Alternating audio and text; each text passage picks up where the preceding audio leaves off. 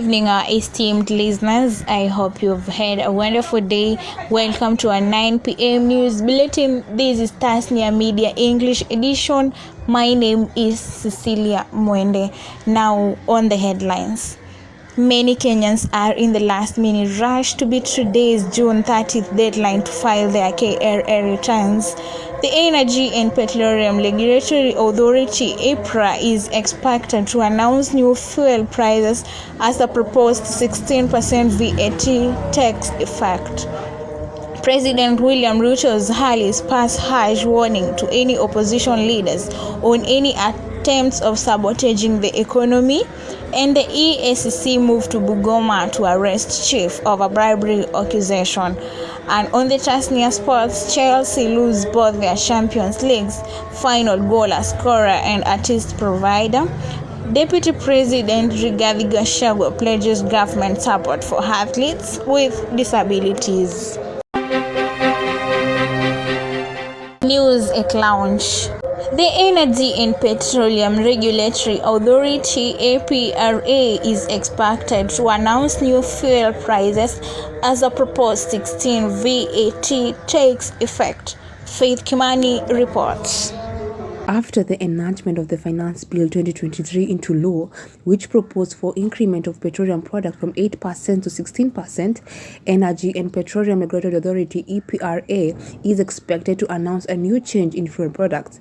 According to the industry players, the price of the petroleum product is expected to rise, and they are expecting an increment of Sh12 in each litre of diesel and super petrol. Prior to the enactment of the Finance Bill 2023 into law, the National Assembly Finance and Planning Committee announced that the positives of doubling the VAT on petroleum products outweigh the negatives, and they therefore chose to back the National Treasury proposal.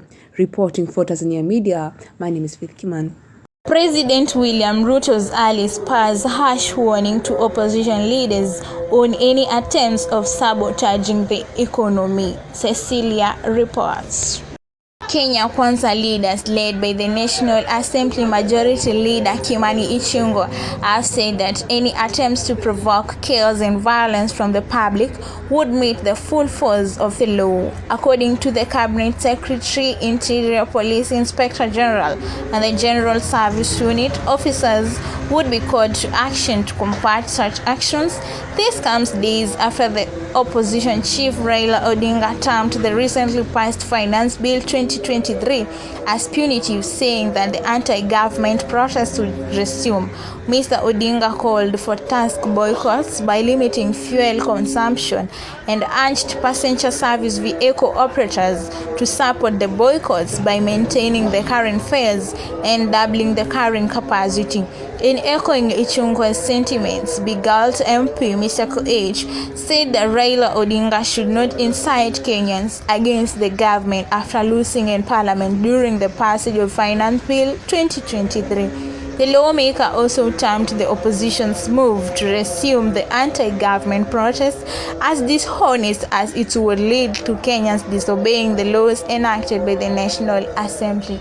Reporting for Tasnia Media English edition from Nairobi, my name is Cecilia Mwende. About sports, Chelsea lose both their Champions League final goal scorer and assist provider, and Deputy President Rigathi Gachagua pledges government support for athletes with disabilities. Our sports reporter Albert Kiplagat has the full information. Deputy President Rigathi Gachagua pledged the government support for athletes with special needs. Speaking in his current home after hosting a Team Kenya for the just concluded Special Olympic World Games held in Germany, Mr. Gachagua said the government, through the Ministry of Sports, will ensure that a substantial amount of its budget will be reserved for sporting activities for athletes with special needs. English midfielder Mason Mount has completed his switch to Manchester United. This comes days after Chelsea and Manchester United reached an agreement for a deal worth more than €60 million. Mason Mount becomes Erik ten Hag's first signing of the season. On Wednesday, Kai Havertz completed his move to Arsenal, and that now means that Chelsea have lost their Champions League final goal scorer Kai Havertz and assist provider Mason Mount. In other football transfer news stories, Saudi clubs continue with their big money proposals for European players. Chelsea defender Khalid Koulibaly, Marcelo Brozovic, and Liverpool former player Roberto Firmino are the latest players in the Saudi Pro League. French midfielder N'Golo Kante, Senegalese international Edouard Mendy, and Moroccan Hakim Ziyech are all expected to join the league soon as Chelsea continues with the trimming of their squad under their new boss Mauricio Pochettino. Reporting for Tasnia Media, I'm Albert Kiplagat. This brings us to the end of our 9 p.m. news bulletin. Thank you for staying tuned, and until next time, bye-bye. I've been your news presenter, Cecilia Mwende.